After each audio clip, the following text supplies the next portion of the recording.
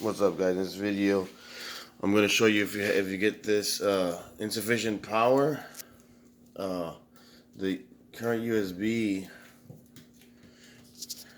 So we're going to go ahead and stabilize the power source for a second on the Roku.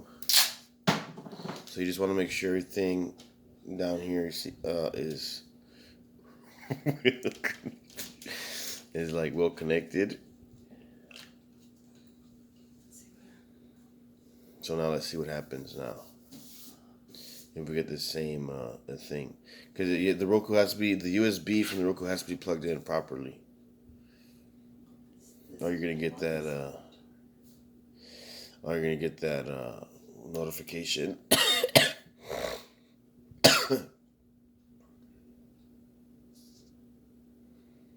Let's see, moment of truth here.